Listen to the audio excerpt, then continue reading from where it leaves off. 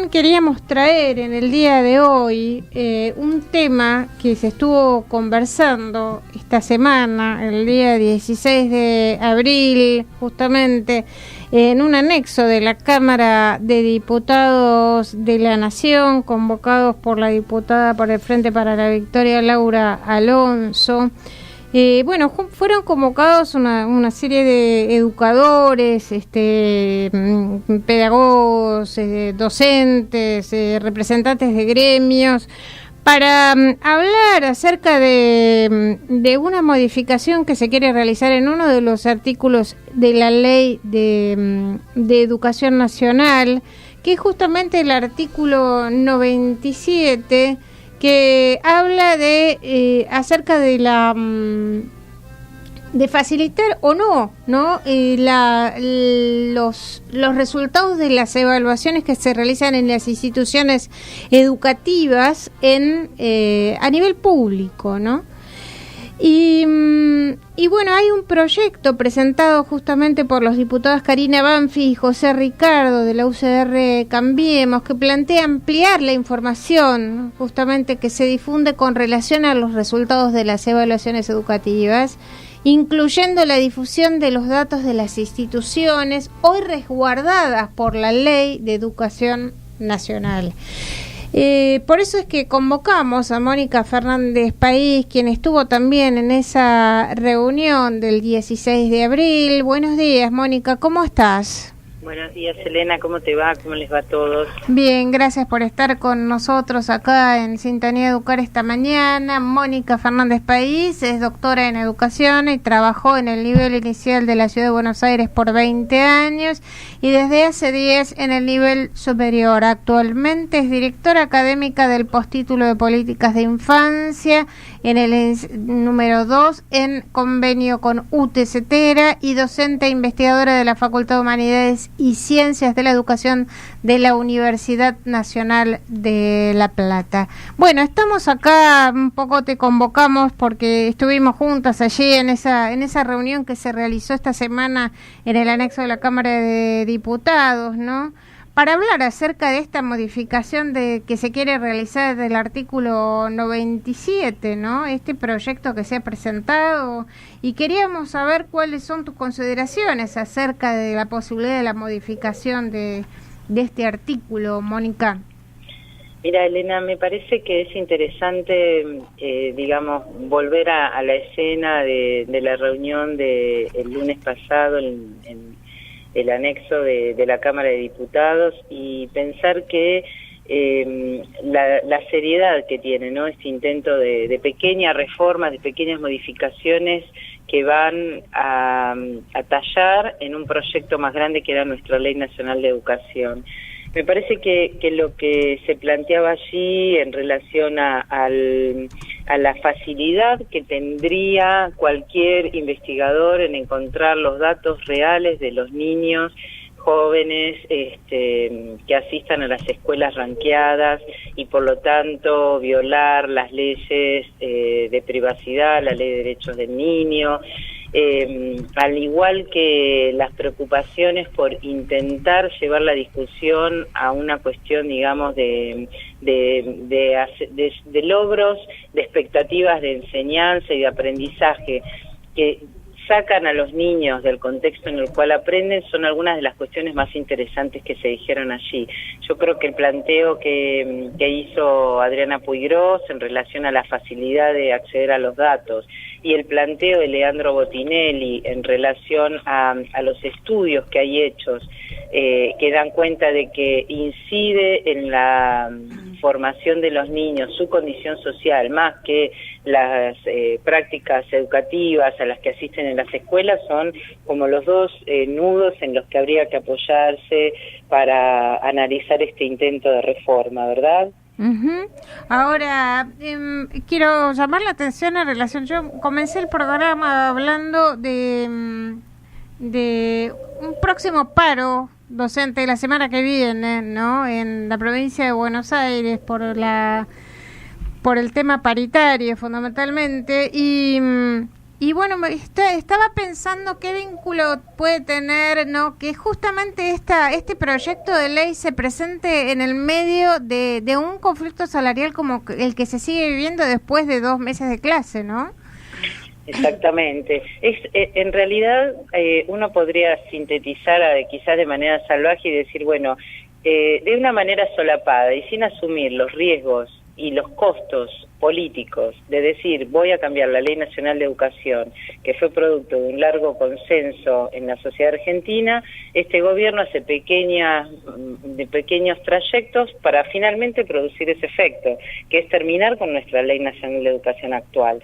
Y al mismo tiempo intentar poner sobre el tapete la preocupación de ellos, que es la de cambiar un paradigma social y cultural. Me parece que no se puede leer la intención del cambio de este proyecto de ley, el cierre de los institutos de formación docente en la ciudad, los intentos de avances en el cumplimiento de las normativas del Banco Mundial y, por ejemplo, todo lo relacionado a los problemas económicos y la cuestión tarifaria de esta semana por separado. Todo tiene que ver con un nuevo cambio, una nueva forma de vivir en la Argentina que llega a calar tan hondo como para decir, bueno, en la Argentina además vamos a empezar a comer de otra manera, con otras pautas culturales.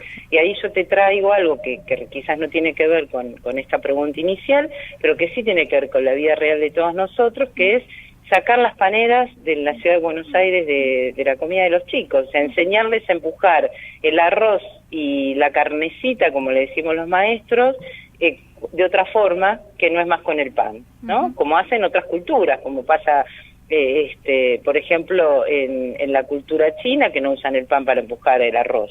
Bueno, hay un verdadero cambio cultural. Me parece que además, intentar mezclar los temas, ¿no? De alguna manera, como vos decís, en medio de un conflicto tan grave en provincia de Buenos Aires y en Ciudad de Buenos Aires, en un intento de querer llamar a la negociación en la ciudad por el cierre de los profesorados, aparece este proyecto muy solapado.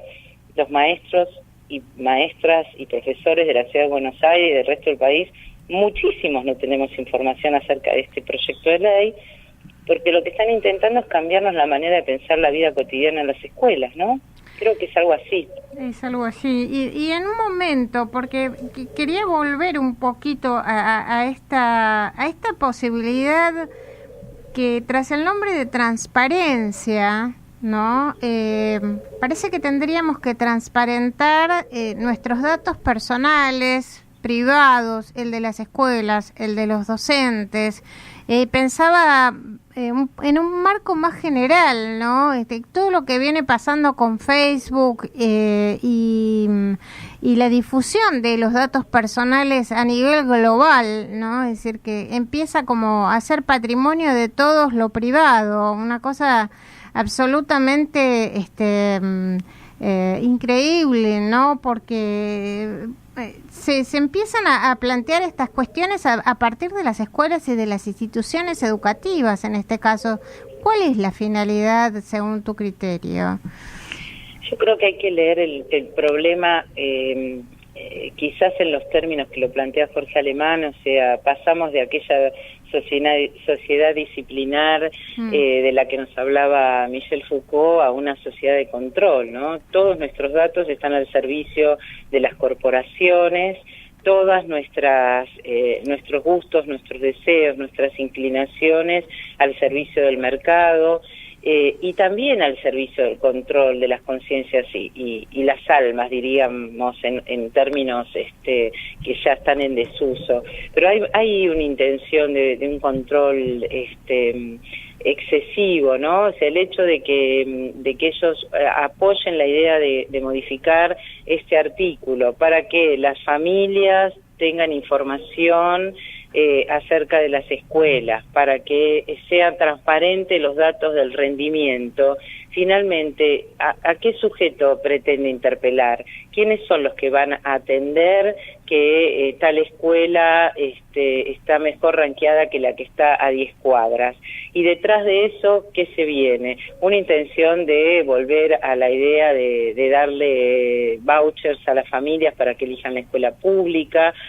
digamos, el proyecto económico, ¿no? Que se vela detrás de esto, pero que también se vela en la lógica de nuestras vidas cotidianas. El ingreso simplemente a Google, haciendo cualquier búsqueda, ¿no? Pensando un poco en esto que vos decías de Facebook, que se habló mucho en esta semana. Si uno entra a Google a hacer cualquier búsqueda, automáticamente, cuando uno abre su propia computadora, su correo electrónico, su cuenta de Facebook, automáticamente la computadora nos trae información sobre eso que buscamos y nos direcciona y nos va presentando todo el tiempo aquello que va perfilando ese sujeto que algún especialista en este tema ya descubrió que somos nosotros. Y entonces va direccionando. Bueno, hay algo de esto que nosotros tenemos que empezar a leer con mucho detenimiento, porque es un avance que tiene que ver con construir otro tipo de subjetividades, que ya no filian al lenguaje oral, sino al lenguaje de las pantallas, pero que construye sentido, construye discurso de época.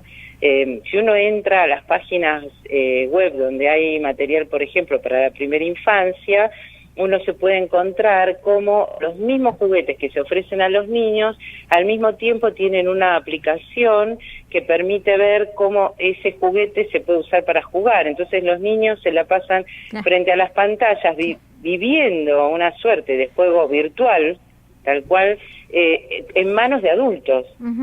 Es decir, hay un avance muy fuerte, ¿no? Es como si la Matrix pasar a ser parte de nuestra realidad cotidiana, ¿no? O sea, algo que nos formatea a cada uno y además que ordena las vidas cotidianas. Me parece que no son temas menores, que incluso, mira, casualmente ayer a la noche veía en un programa de la televisión pública la presentación de las monedas virtuales que están haciendo auge en el mundo y que allí anunciaban que ya en Japón se usan.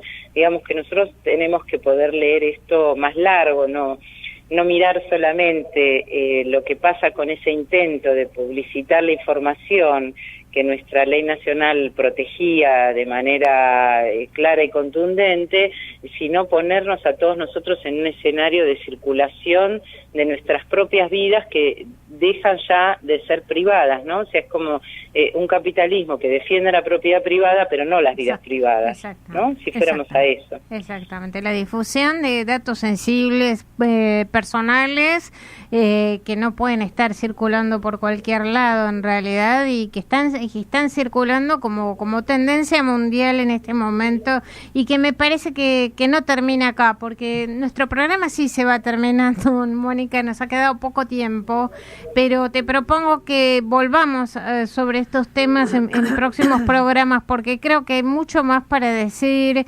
que tiene que ver con esto del ranking de escuelas, que tiene que ver con la estigmatización de los docentes, ¿no? La sospecha y la falta de confianza que se genera a partir de estas evaluaciones y de su publicación.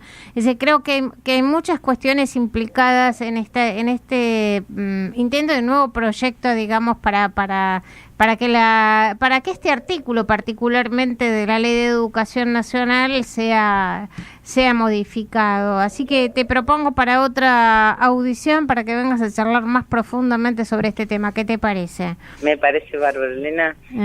Te agradezco muchísimo, Mónica Fernández País, por tus palabras esta mañana en Sintonía Educar. Se nos hizo corto, pero lo vamos a hacer más largo. Bárbaro, nos estamos encontrando. Gracias, Mónica. Un abrazo muy grande.